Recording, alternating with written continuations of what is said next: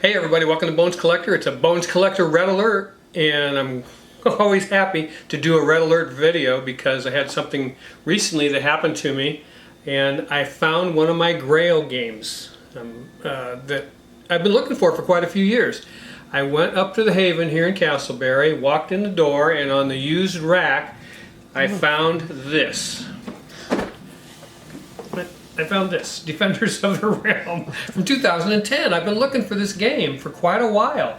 This is a game designed by Richard Launius and set in a fantasy world. The art is by Larry Elmore, which a lot of people love.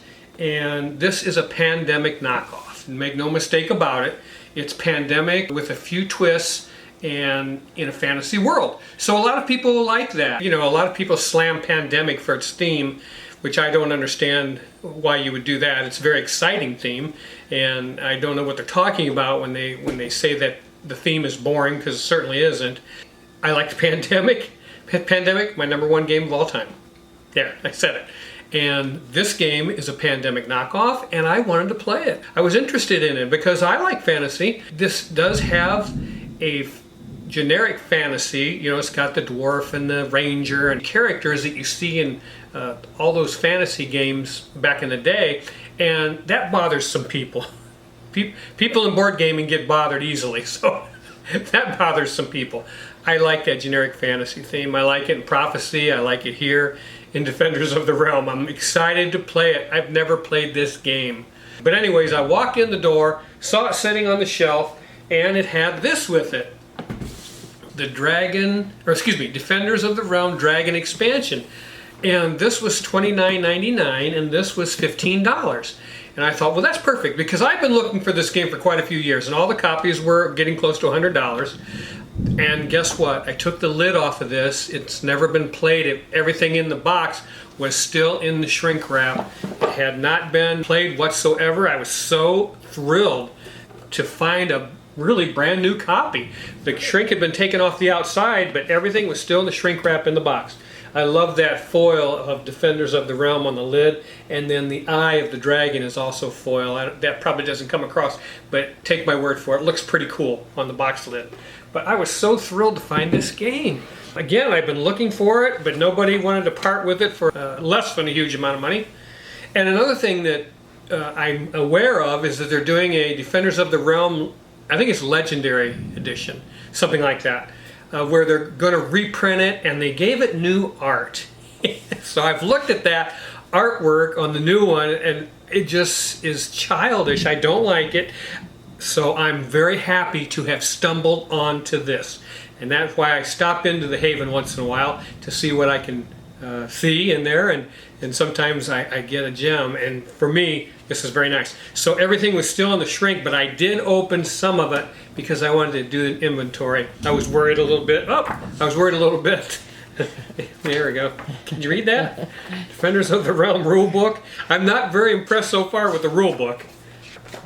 It's all text and very little picture examples. I'm a picture guy. Like when you go into a restaurant, I want to see pictures of the food on the menu. But yeah, there's not very many illustration examples of what's going on in this game, but I know how to play Pandemic, and I probably can follow these few rule changes to the game and be able to understand how this game is played. But you know, we have these sheets of characters here that came in, see, all still in the framework: Eagle, Rider, Sorceress, Rogue, and Ranger. So I'm just going to go through some of this. You guys, I'm so excited to have this game. The Wizard and the Varkolak. He must be one of the generals, because he's got a track thing there. And I think that he's one of the generals. And this is, instead of colored cubes in cities, you're going to have minions of a certain color, and then they'll have all the minions will have a general. So yeah, here's some of the generals right here: Balazarg and Gorgut, and a war status board. I don't know what that does. And Sapphire is one of the generals. I do know that. And we got some token stock here, and we got a big board. You know, I've read all the complaints over the years about this game, but it didn't stop me from looking for it, and it didn't stop me from being excited when I saw it. And I know it's very difficult One of the things that people don't like is it's very difficult to find locations on this map. So I'll have to get good at that somehow. I don't know, but I'm excited to try. But that's a nice looking big board. So it's kind of cool to have that big map.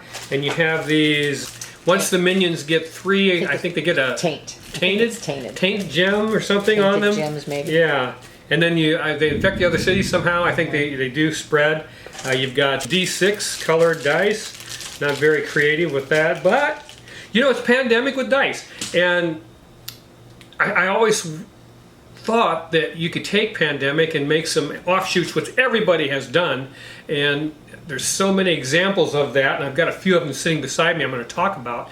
But Matt Laycock's pandemic system is so copied throughout board gaming. I say this all the time, they should give him some kind of special award for that game. I mean, that just, people have taken mechanics from it, mixed and matched other mechanics, and made a game. And Matt Laycock's pandemic baby is the best of them, and it plays so smoothly. Do I expect this to play as smoothly as pandemic?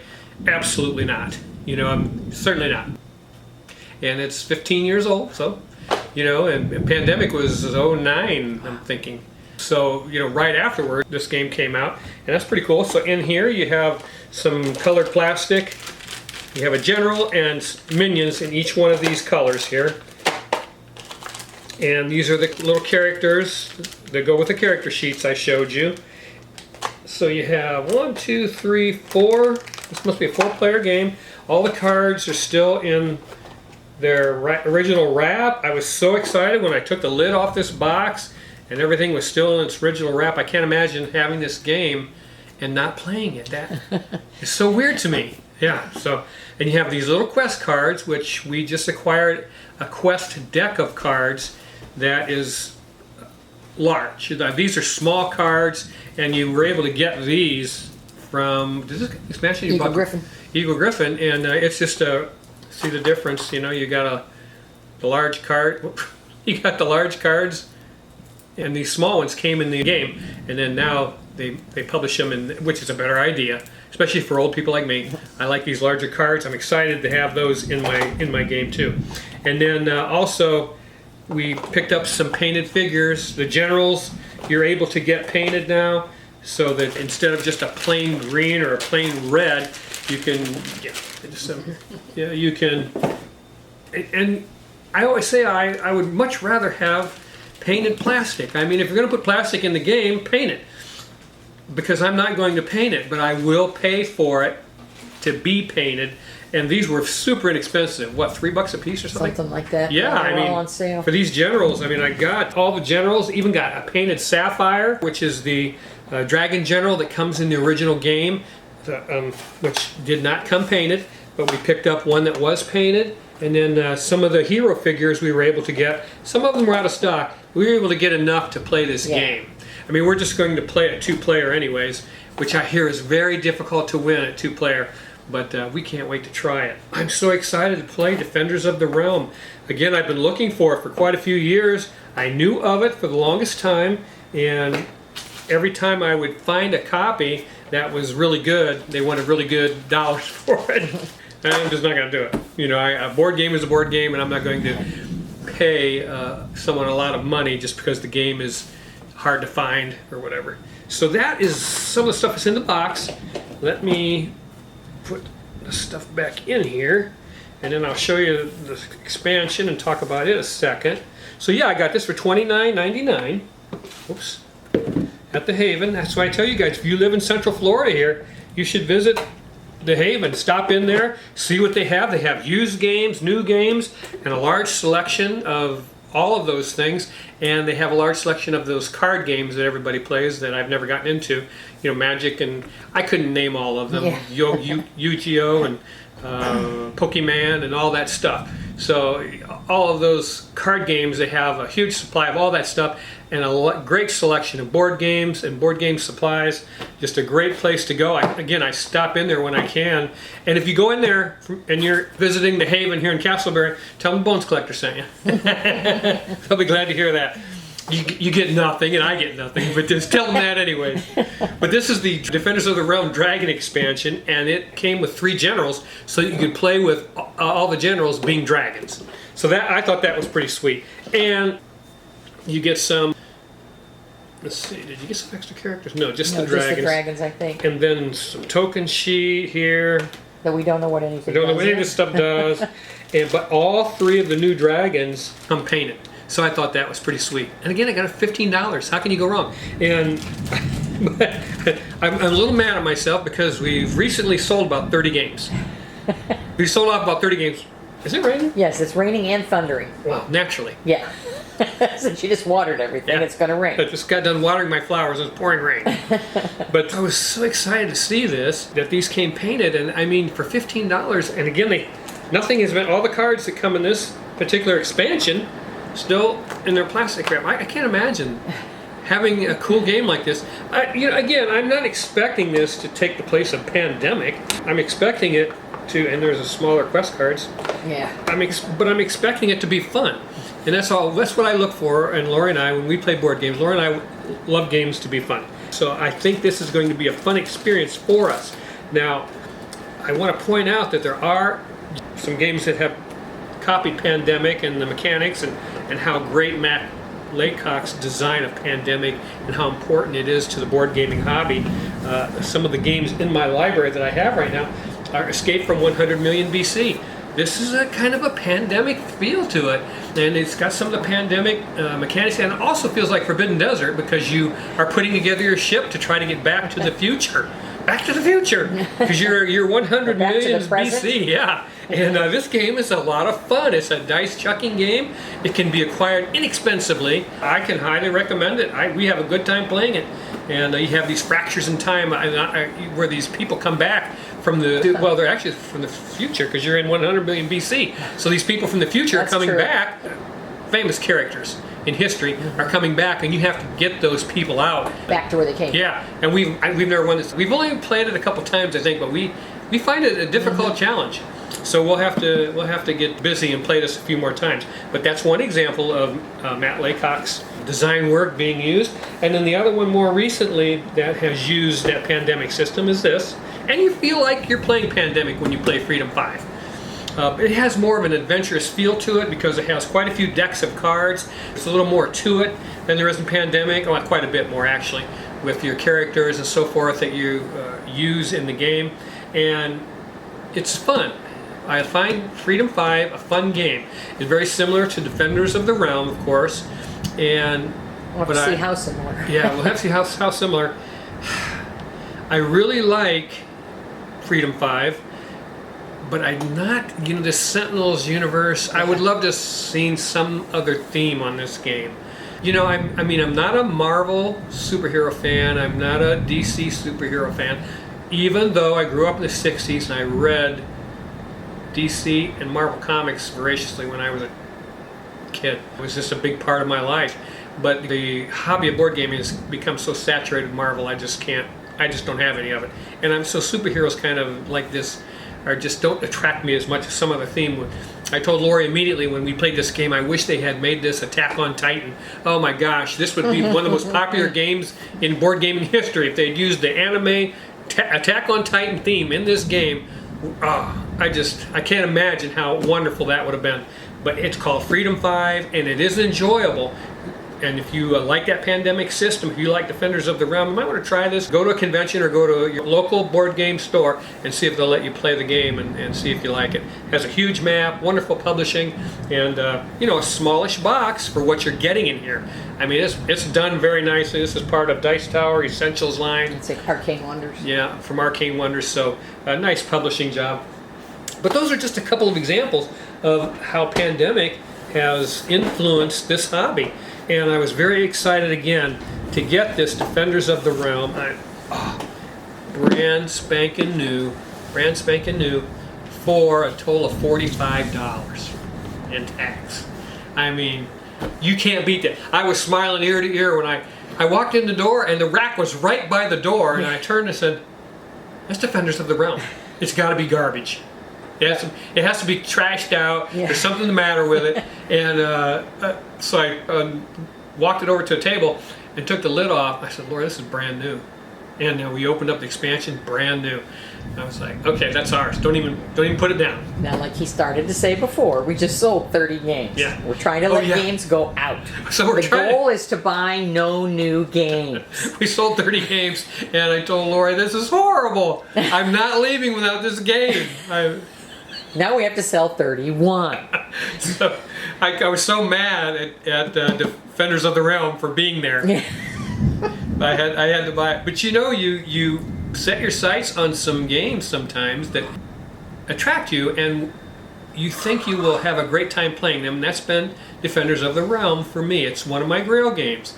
I wanted to find a copy of it, and I know I'll like it. But here's the thing also, you know what else is coming in August is Lord of the Rings Fate of the Fellowship, which is Matt Laycock doing his handiwork to his own system. Yeah. And I've watched it played, folks, and it's really, really good. And you have some dragons on that board in the game. And we've got that pre-ordered. We can't wait to get our hands on that.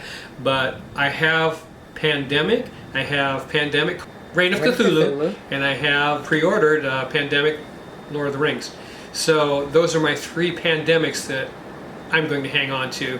And again, Pandemic's my #1 game of all time. That's a spoiler We alert. had Iberia, we had Fall of Rome. Yeah, we've had Iberia, had Fall of Rome. We didn't buy the one with the water. What was it? Oh, Can't remember what that was called. Yeah, we never got that one, but we had the other. So there's been a lot of Pandemics. We loved Iberia. Iberia, yes. That was a tremendous game.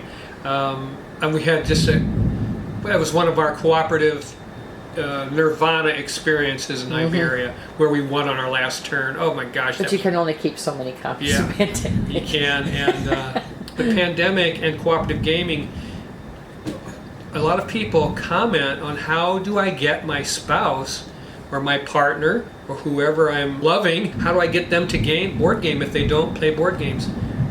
Cooperative board game. Get them one with a subject matter or a theme that they find exciting and play that cooperative game with them. Pandemic is always a game that I love to drag out when people don't play board games and they want to play a board game that's exciting and challenging, because I can help them with their turn. You know, we're all against the game, so helping them, and Pandemic is a perfect game for that. The first thing you don't want to do is make a person who doesn't play board games feel stupid. And you've been with those types of gamers. Oh yeah, I don't play board games. Well, come over and play. I've got a great game. It's called On Mars. Yeah, and you're going to drag that out for somebody that's never played a board game and make them feel like an idiot, because that's what they're going to feel like. And they'll probably never play a board game again. But when you have something like Pandemic, where you can sit around the table and give them a hand with their turn, and you're on the team with them, they don't feel near as intimidated, and they're more receptive to you teaching them about this wonderful hobby. But that's what Pandemic does. That's just one of the reasons why it's my favorite game of all time. But anyways, I wanted to tell you and have a red alert moment today and tell you about in the thunderstorm. In the thunderstorm, you can probably hear that coming down. It wasn't supposed to rain. Yeah, I just saturated my flowers. Yeah, because it said it wasn't going to rain. It's absurd. Yeah, here in Central Florida, you get rain between 4 and 6 o'clock usually, but yeah, you never know. Okay, yeah, hey you guys, have you played Defenders of the Realm? I know our friends Stasia and Carrie have played Defenders of the Realm. Some people that watch our channel and that we met at a convention. And have any of you played this? What do you think about it? Do you like it? Do you love it? Do you find it meh? What do you think about Defenders of the Realm? It's 15 years old now, and again, they're coming out with a reprint. It's on Kickstarter. I think they canceled it. They canceled the Kickstarter. They're going to have to restart it. Yeah, there's. I don't know why they just don't call me and ask me what should we do to our new reprint, and then ask me how to do it, because they're ruining it. They're missing the opportunity to do Defenders of the Realm properly. It's like Santa Maria. We loved that game, but it was so bland on the table. Very bland looking, wonderful dice drafting and tile laying game. Spectacular by the guys that did Magnificent, which is in my top 20 all time. But wonderful game, just a dry theme. So we moved that on. It was an outstanding game. And then they reskinned it Salt Fjords, I think. I think it's called Salt Fjords. Yeah. So they went from dry to wet, Yeah. but nothing was exciting. It just doesn't excite you. It didn't excite me. It's not exciting the board gaming hobby. It's just not exciting. I don't know why You know, it's a great game. Even though, yeah, a tremendous game, just give it some kind of interesting theme. We've got enough dry Euros. I mean, if you go through the last 20 years, man, you can come up with a huge list of great playing dry Euros. One which is Castles of Burgundy. You know, of course it got that super treatment, but we still have our original box of Castles of Burgundy, and I enjoy playing it. But in this case, in Defenders of the Realm, I was hoping that they would just deluxify it, paint everything, yeah. Maybe do a new graphic design of the board to make it easier to find locations, stuff like that. Just go that route. But they didn't call me. They need to call the ancient one. Yeah, I don't know. But we are old. Maybe young people like the new look. And the art style in that new reprint reminds me of Starcadia Quest by Eric Lang. We had that game. I didn't like the game at all. It was a bad experience. And the art style in that game it reminds me of what they're doing to Defenders of the Realm. I just drives me batty. Okay, that's it. Hey everybody, while you were gone to commercial, Laura and I played this game 4 times. Only took us about 5 hours. So, hey, we rushed right through it, and we wanted to play dinner and lunch. Yeah, had dinner, had lunch. Spent all day Saturday playing this board game and enjoying it for the most part. I want to tell you, the first 2 times we played this game, we got just crushed. Both the first game and the second game, we managed to defeat one general, but once we got into the mid-war on the war status card, it just accelerated to the point where I told Lori, there's no way we can win this game. There's just no way. The first game we played it, I was like, oh my gosh, we must be doing something wrong as far as how we're playing the game. So we tried it a second time, defeated one general, and when you start drawing the 2 Darkness Spreads cards in the mid-war, we were just getting annihilated. 30 minutes into the second game, I said, there's no way we're winning this game. There's no way. We're not going to win it. Something's the matter. Yeah. And after we got done playing the second time, which we got crushed, I just stared at this game and stared at it, and I couldn't figure out what was going on. Somehow there was just too many minions being put on the board. Well, I watched the guy's video. I don't know if you guys have ever watched Paul Darcy. He does a tremendous job on YouTube. He's a great teacher, and he's going through Defenders of the Realm right now. So I was watching him talk about it, and he's talking about this war status board. In volume 1 of his videos. That was like, yeah, it was during setup. He's showing this board, and he says, yeah, when you draw 2 cards, the second card you only do the general movement. You don't do the minions. And I said, oh, we were doing full-on minions. Both cards that we drew, we were populating the minions and moving the general, and we were getting our butts handed to us. And I said, oh my gosh, that is a big deal. I told her that's a difference maker. That's a game changer. So we played it a third time, and we were doing really well and keeping control of the board, and the Orc General got moved to the Orc Valley space, 1 space away from Monarch City. We both got there, had what we needed to defeat him, but lo and behold, the Darkness Spreads card we drew moved him to another space. To Monarch City. To Monarch City. And we lost. And that was it. Even though there was nothing on the board. Yeah. So we were like 20 minutes in. So we're learning as we go. And then the 4th time we finally defeated the game, and we feel good about it. But it's a lot of fun. Very, very similar play it correctly. to Pandemic. Very similar to Pandemic. The thing I do like, there's a different Pandemic, it's kind of strange, is when you taint these spaces, you do not spread like you do in Pandemic. It's going to just keep spreading and spreading and spreading in Pandemic. It doesn't stop. I kind of like that about it, and you have to understand, if you have never played Defenders of the Realms, you need to team up on these generals and defeat them, because they have a regeneration system built into this game where they're going to heal, and by the time you get more cards to go battle those generals, they're going to be full up on health. So you want to go in there pretty strong and have quite a few dice. And it depends on the characters you select to play also, especially in a 2-player game. You got to have the best characters to win that game. I imagine at 3 it's a little easier, and at 4 it's a lot easier to defeat this game because you have more cards available to you when you're all on one space. When there's just 2 of you, you know, that's a little more challenging. But we really had a good time doing it. I like everything about it. I like the map. We used the blessing tokens from the Dragon expansion to give us a little bit of assistance. We had those Minor City. Used one of the tokens for a reroll in combat. Yep. We used Sterling in every game. Sterling, the guardian dragon of the realm. And I mean, I don't think he ever did anything for us. When we did have him on the board, we would go to that space, and I think you get 3 dice for an action. You roll all 3 dice, get a 0, so you draw out his deck, and it says removed Sterling from the board. Boom, he's back on the... And there's only 3 cards in the darkness spreads that put Sterling on the board. Yeah. So he's not a bunch of help. No. He was no help to us. He never helped us an iota in the game. So we're going to kind of tweak Sterling a little bit and make him at least interesting, and we're going to start him on a space on the board instead of waiting for a card to put him out there, because that's just silly. He's you know, pretty much worthless if he doesn't come out on the board, and there's only 3 cards in this huge deck. In the last game we never got to a card to put him out, so it was you know, he just sat there, and I think he fell asleep once. Well, and started talking to me. Gravy tried to eat him. My cat Gravy tried to eat him, but that's all he's good for. But yeah, we had a good time playing the game. This is Pandemic. It doesn't work as smooth, which I didn't expect it to, but it works well enough, and it's fun. It's a fun fantasy theme.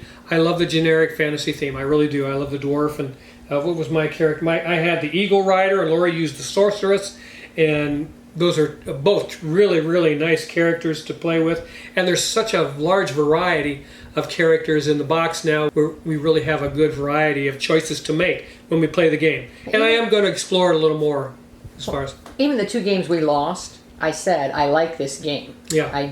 We knew something's matter. Something's the matter. Yeah, we knew there was something going on that we were missing. But I enjoyed what we were doing. Yeah. We bought these painted characters. We tried to get all the ones that we could get our hands on. Yeah, we did. And we have quite a few, so we have some painted characters. And then we got the painted Sapphire Dragon for the game. I mean, I like that kind of stuff. If the painted articles are available, I want to get them for this game. And I wish publishers would realize how important that is to board gamers. I mean, it would be off the charts popular if you could buy this fully painted and make a few mechanic changes, because I tell you what, Freedom 5 is a better game. When it comes push to shove, by Richard Lanius, and it's in the Dice Tower Essentials. It is a very good game. I don't like the theme as well as this, but the game itself plays better. Mm-hmm. If you haven't played that, give it a shot. If you like this, you'll like Freedom 5. You can buy the theme, that comic book thing. This is what I like. Pretty cool. So yeah, we had a great time. We played it 4 times in a row. We spent our entire Saturday. It's 8 o'clock at night right now. Playing. I mean, I think we started at like 8 or 9 in the morning. We did. And, we played. We ate lunch. We played. We took a nap. Took a nap, which is what senior citizens do. We ate dinner. Huge played nap. Again. 2 hours. Yeah. Because I was just, my mind was. So yeah, we took like a 2-hour nap, ate, and then played 2 more games, and just had a tremendous time with it, you guys. If you like Pandemic, but you really don't care for that theme, and they would rather have a theme like this, you will certainly love this. It's so much fun. There's, 4 ways you can lose the game. If you go to put a minion on the board of a certain color and it's not available, you lose. When you place last crystal, you lose. That's right. And then the other way is to get 5 minions in Monarch City. So you have to be careful about how many surround Monarch City. If you draw that Monarch City card, you could be hurting for certain. So there's a lot of ways to lose. Only one way to win. You have to defeat all 4 generals, and that's fun. This is definitely a tougher game at 2-player than it would be at a higher player count. But we play at 2-player. That's 95% of everything that we do is at 2-player. And so this is just a really fun game. And we watched some video about the Spiel des Jahres nominated games today. If you guys haven't checked into that, Flip 7 is on there. What was the Spiel des Jahres? Bomb Busters, Crackle Oracle, and Flip 7. And I haven't played any of those with Flip 7, and I love Flip 7. Yeah.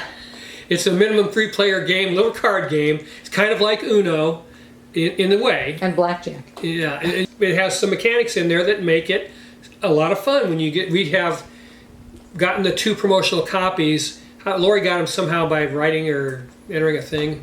You just put your email onto Facebook and they sent us a copy. Sent us a copy of the game. We ended up getting 2 copies, and we started playing that with our family members, and we've just had a great time with that game. So Flip 7, I hope it wins. It's not a game we would have purchased. Yeah.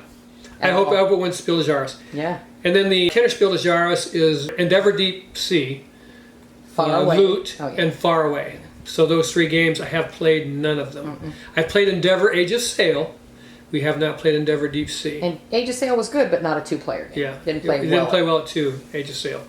But yeah, those are the Spiel des Jahres. If you guys are interested in that, the nominations. But hey, Defenders of the Realm gets a huge thumbs up from us. I loved it. What about you? Yeah, I liked it. Like I said, even when we were playing it wrong and getting our butts kicked, I said I like this game. We just have to figure out what we're doing wrong. Yeah.